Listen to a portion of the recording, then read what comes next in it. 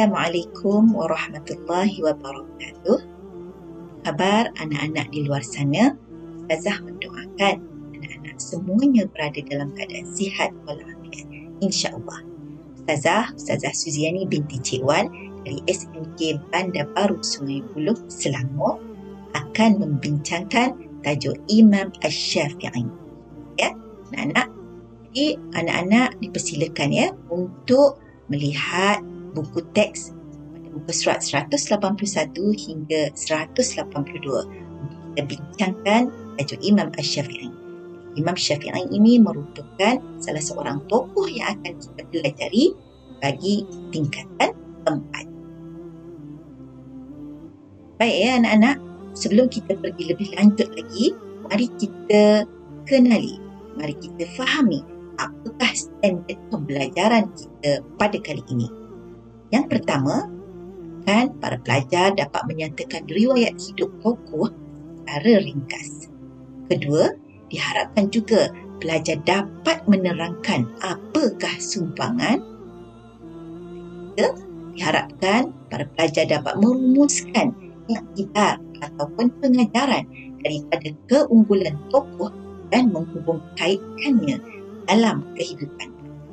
Manakala yang terakhir, diharapkan pelajar dapat berjihad menguasai ilmu secara beradab dan istiqamah. Baik para pelajar, mari kita menelusuri apakah Imam Asy-Syafi'i. Kaji riwayat hidup Imam Asy-Syafi'i. Imam Asy-Syafi'i diberi nama penuh sebagai Muhammad bin Idris Asy-Syafi'i. Saya ulang, Muhammad bin Idris Asy-Syafi'i. Gelaran Asy-Syafi'i diberikan kepada beliau benar nama datuknya Syafi'i bin As-Sa'id. Beliau juga digelar sebagai usul fiqh, di mana Imam Syafi'i merupakan orang pertama yang menulis mengenai usul fiqh. Karya beliau yang terkenal mengenai usul fiqh ialah Ar-Risalah. Bilakah tarikh lahir Imam Asy-Syafi'i? Ya, Imam Asy-Syafi'i lahir pada 150 Hijrah, iaitu 767 Masihi di Gaza. Mana Gaza tu anak-anak? Di Palestin. Okey anak-anak, kita tengok keturunan Imam Asy-Syafi'i. Rupanya Imam Asy-Syafi'i merupakan tokoh yang berketurunan sama dengan Rasulullah sallallahu alaihi wasallam. Sebelah apa? Dia berketurunan Quraisy. Kunyah Imam Asy-Syafi'i juga diberi gelaran sebagai Abu Abdullah. Mana boleh kita gelar Imam Asy-Syafi'i sebagai Abu Abdullah? Biasanya orang Arab bila anaknya bernama contoh namanya Abdullah, jadi panggil bapanya sebagai Abu Abdullah, iaitu Abdullah. Jadi kita dapat di sini ada 3 gelaran pada Imam Syafi'i, iaitu Syafi'i, bapa usul fiqh, dan Abu Abdullah. Seterusnya, tarikh wafat. Tarikh wafat Imam Syafi'i ialah pada 204 Hijrah di Mesir. Waktu itu umur Imam Asy-Syafi'i ialah 54 tahun. Antara guru Imam Syafi'i yang tersyhur ramai anak-anak. Tapi di sini Ustazah nyatakan 3 sahaja, iaitu Imam Malik bin Anas, Sufyan bin Uyainah, dan juga Muslim bin Khalid As-Sanji. Baik anak-anak sekalian, kita tengok pula sifat peribadi Imam Syafi'i. Macam mana agaknya Yang pertama, beliau ini sanggup tinggal bersama Arab Badui demi menguasai bahasa, sastra dan budaya Arab. Hebatnya, Imam Syafi'i ini dia sanggup untuk menuntut ilmu sehingga sanggup tinggal bersama Arab Badui. Yang kedua, Imam Syafi'i sanggup bermusafir. Bermusafir semata-mata untuk menuntut ilmu. Bukan dekat anak-anak, dari satu tempat ke satu tempat, jauh. Jadi Imam Syafi'i sanggup bermusafir untuk menuntut ilmu. Yang ketiga, Imam Syafi'i adalah seorang yang berani menegakkan kebenaran. Kalau itu perkara yang benar, maka beliau sanggup untuk menegakkan kebenaran. Bagaimana? Melalui kepitahannya, ilmunya. Melalui ilmunya, dia menegakkan kebenaran. Yang keempat, beliau seorang yang sangat pemurah kepada fakir miskin. Apa buktinya? Pernah beliau telah diberi hadiah oleh Khalifah Harun al-Rashid pada waktu itu sebanyak 5,000 dinar. Beliau guna semuanya, tapi beliau sedekahkan kepada fakir miskin. Hanya 100 dinar saja yang diambil oleh Imam Syafi'i. Seterusnya, Imam Syafi'i juga dikenali sebagai seorang yang sangat wara', sangat kuat beribadah. Dan anak-anak, itu sifat-sifat pribadi Imam Syafi'i. Seterusnya, kita tengok siapakah tokoh-tokoh mazhab Syafi'i. Di sini dinyatakan sebagaimana dalam buku teks anak-anak, mereka ialah Abu Al-Mali Al-Juwaini, Abu Hamid Al-Ghazali, Abu Ishaq Al-Shayrazi, Yahya bin Sharf Al-Nawawi dan juga Ibnu Hajar Al-Haytami. Ini adalah tokoh-tokoh mazhab Syafi'i. Seterusnya, kita tengok apa agaknya bukti kesungguhan Imam Syafi'i dalam menuntut ilmu. Sebagaimana yang Ustazah nyatakan tadi, beliau sanggup bermusafir jauh semata-mata untuk mencari guru untuk beliau menuntut ilmu kerana kecintaannya yang teramat sangat. Berguru dengan ramai tokoh ilmuwan terkemuka. Beliau sanggup daripada Makkah ke Madinah, ke Baghdad dan juga Mesir dalam masa yang lama semata-mata kerana kecintaannya kepada ilmu. Jadi kita tanya diri kita anak-anak mudah-mudahan kita juga merupakan orang yang cinta kepada ilmu. Baik anak-anak, kita tengok hasil karya ini adalah sumbangan Imam Syafi'i kepada Islam. Itu hasil karya beliau. Yang pertama, Ar-Risalah. Kitab Ar-Risalah iaitu kitab mengenai usul fiqh. Ini adalah karya beliau yang ulung. Juga kitab Al-Um. Al-Um ini membicarakan tentang fiqh ataupun ibadat. Dan yang ketiga, Al-Musnad. Al-Musnad ini adalah berkenaan dengan hadis. Jadi 3 karya ini merupakan sumbangan yang cukup besar yang telah dihasilkan oleh Imam Syafi'i.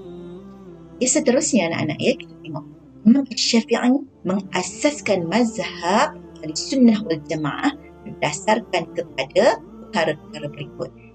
Yang mula-mula sekali pastinya Al-Quran dan juga As-Sunnah. Ini adalah dalam ranking yang ketiga iaitu ijma'. Di mana ijma' di sini merupakan qaul as-sahabi, iaitu ijma' para sahabat. Seterusnya qiyas. Qiyas, dan yang ketiga ialah istidlal. Jadi 3 asas mazhab Syafi'i iaitu mazhab Ahlussunnah wal Jamaah diasaskan kepada 5 perkara. Yang pertama of course Al-Quran, kemudian hadis ataupun sunnah Nabi, ijma' iaitu qaul as-sahabi, qiyas dan juga istidlal. Kalau ditanya apakah asas mazhab Syafi'i, mazhab Ahlussunnah wal Jamaah, jawapannya ialah Ustazah ulang, Al-Quran, sunnah, ijma', iaitu ijma' qaul as-sahabi dan juga qiyas serta istidlal. Kita pergi kepada murid yang terkenal. Murid-murid Imam Syafi'i yang terkenal.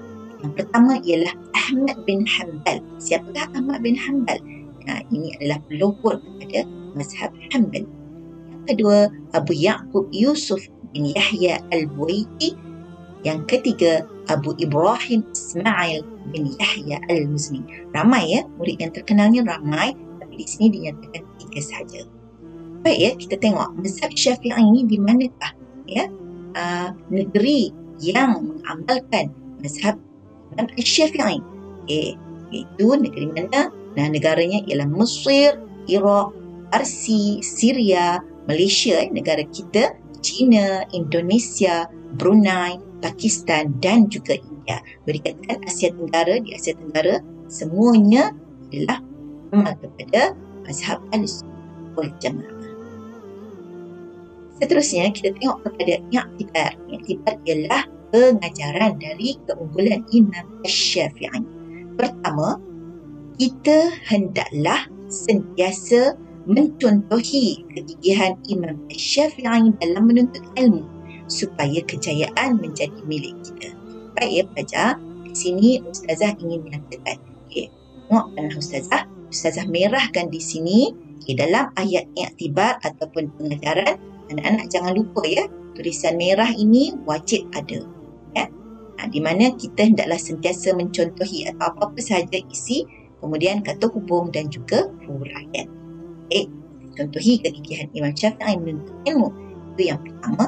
Yang kedua, setelah kita mencontohi Imam Syafi'i dalam menuntut ilmu, kita hendaklah juga sentiasa mengamalkan ilmu yang dipelajari agar hidup diberkati Allah. Baca tengok ya. Di sini ayatnya berbunyi. Start dengan kita hendaklah sentiasa mengamalkan ilmu yang dipelajari agar hidup diberkati Allah.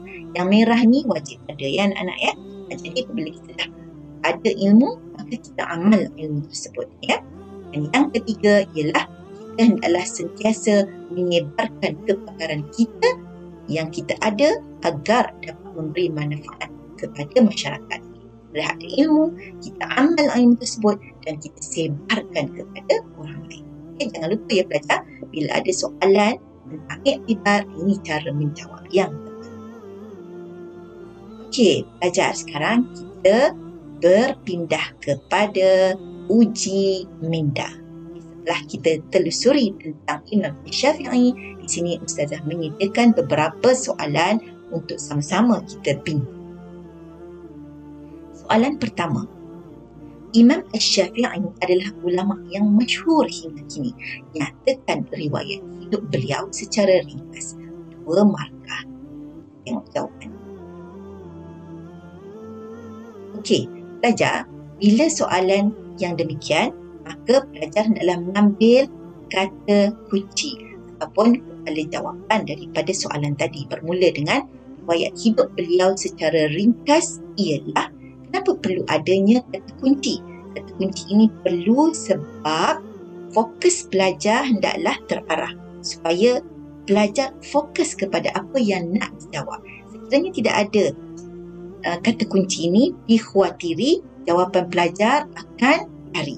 Ya? Jadi riwayat hidup beliau secara ringkas ialah, jawab secara poin ya anak-anak. Nama penuh Muhammad bin Idris Asy-Syafi'i, lahir pada 150 Hijrah di Gaza, Palestin. Dan nak jawab Palestin pun tak apa, di Gaza pun dah memadai. Yang ketiga, meninggal pada 204 Hijrah. Yang keempat, kunyah Abu Abdullah. Boleh buat macam-macam ya anak-anak ya, tapi ini antara jawapannya.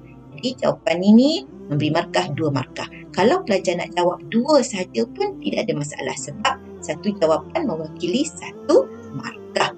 Jika ada masa lebih, boleh jawab lagi sebab takut yakin dan sebagainya. Jawapan yang kita jawab lebih itu boleh memberi markah penuh. InsyaAllah ya, jika sekiranya yang awal tu salah. Pelajar, berpindah kepada soalan yang kedua. Jelaskan 2 kepribadian mulia Imam Syafi'i. 2 markah. Baik, pastikan pelajar mulakan dengan 2 kepribadian mulia Imam Syafi'i. Itu kepala jawapan ya. Pindah kepada jawapan.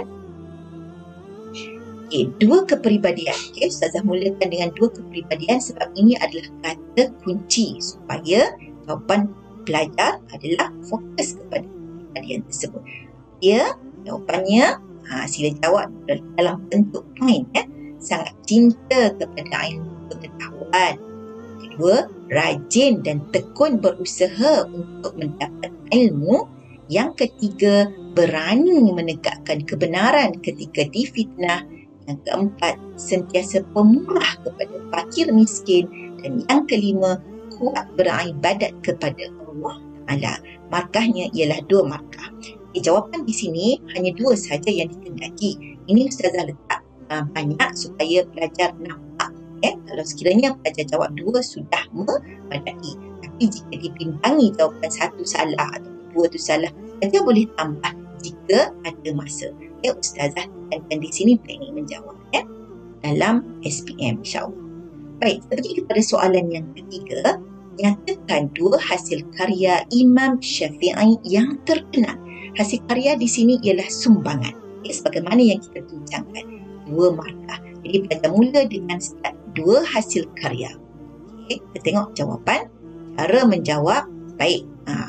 2 hasil karya Imam Syafi'i yang terkenal ialah Kitab Ar-Risalah, iaitu kitab tauhid.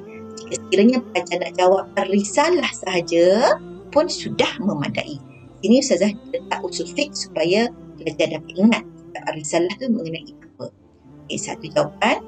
Kedua, Kitab Al-Um. Okay.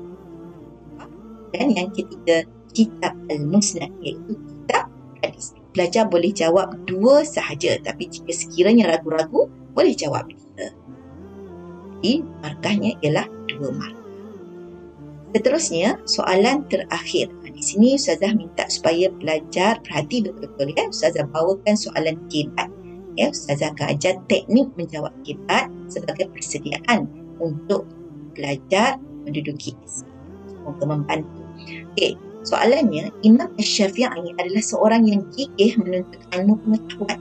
Beliau sanggup merantau ke beberapa buah negara untuk mendalami ilmu dan menyebarkannya kepada orang lain. Beliau sentiasa berdisiplin dalam menuntut ilmu. Sebagai seorang pelajar, bagaimanakah anda mencontohi kegigihan Imam Syafi'i untuk menjadi murid yang berjaya? Di manakah soalannya ya? Pelajar tengok di sini. Sebagai seorang pelajar, bagaimanakah? Ini merupakan starting soalan. Pelajar boleh highlightkan dia daripada sini. Tanya bagaimanakah berarti dia nak kepada cara. Ya? Bagaimanakah anda mencontohi kegigihan Imam Syafi'i untuk menjadi murid yang berjaya? So, apa cara? Maksudnya dia nak pelajar nyatakan cara. So, pelajar jangan lupa bentuk jawapan mestilah jawapan kebat, iaitu jawapan dalam bentuk karangan. Jangan sekali-kali jawab ya pelajar, sebab ini soalan kebat. Macam mana kita nak kenal soalan kebat? Ini. Ada stimulus di sini dan di sini pula ada markah sebanyak 4 markah. Mari kita tengok cara menjawab. Okay, Ustazah sediakan di sini tapak ya. Tapak untuk menjawab soalan kebat. Okay, di sini kosong di sini adalah untuk isi supaya untuk kerana agar boleh ambil ini ataupun kata kunci dia akronim dia suka.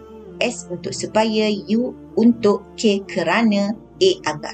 Kita boleh ambil kata hubung ini mana-mana satu yang pelajar rasa sesuai. Okay, ini isi kata hubung, di sini kotak, di sini kosong ini adalah untuk huraian. Kesannya, Ustazah suka untuk letak di sini kesannya sebab dia akan menarik pelajar untuk buat ayat ikut flow. Ya, ikut flow. Kesannya apa? Setelah kita buat benda-benda ni, isi huraian, apa kesannya? Di sini adalah huraian lengkap. Okay. Seterusnya, kesimpulannya. Ayatnya mudah saja pelajar ya. Kesimpulannya, kita hendaklah sentiasa apa? Okay, ini kata hubung apa. Bila adanya kata hubung, maka pelajar akan dapat markah untuk kesimpulan. Sekiranya tiada kata hubung, di mana pelajar hanya bermula dengan kesimpulannya dan titik di sini, tidak akan diberi markah untuk kesimpulan. Semuanya adalah 4 markah. Isi 1 markah, huraian 1 markah, huraian lengkap 1 markah, kesimpulan 1 markah. Semuanya 4 markah. Mari kita tengok contoh jawapan yang telah Ustazah sediakan. Baik ya pelajar, tengok jawapannya. Okey, ditanya cara tadi, jadi cara yang kita buat di sini, saya akan membuat jadual belajar setiap hari. Ini adalah isi. Okey, kata hubung letak supaya. Supaya apa? Supaya dapat mengulang kaji pelajaran secara konsisten. Flow-nya, kita dah buat jadual, kita dah dapat ulang kaji secara konsisten. Apa kesannya? Kesannya, pelajaran yang telah dipelajari mudah diingat. 1 markah untuk huraian. Kesimpulannya, kita hendaklah belajar dengan kaedah yang betul agar mendapat keputusan yang cemerlang dalam peperiksaan. Ini untuk kesimpulan. So, pelajar dapat 4 markah. Ya, mudah-mudahan dapat membantu pelajar untuk menjawab soalan K. Buat akhirnya ya, para pelajar di sini ada kata-kata hikmah Imam Syafi'i. Setiap kali bertambah ilmuku, maka bertambah kejahilan. Lagi banyak kita belajar, lagi bertambah rasa jahil. Perut yang kenyang akan memberatkan badan, membekukan hati dan menimbulkan fikiran. Lalu jangan makan terlalu kenyang. Ilmu susah untuk dimiliki bila perut kita terlalu. Okey, anak-anak pelajar, itu saja yang ingin saya sampaikan. Mudah-mudahan membantu pelajar untuk bab Imam Asy-Syafi'i. Semoga berjumpa lagi. Sekian. Assalamualaikum warahmatullahi wabarakatuh.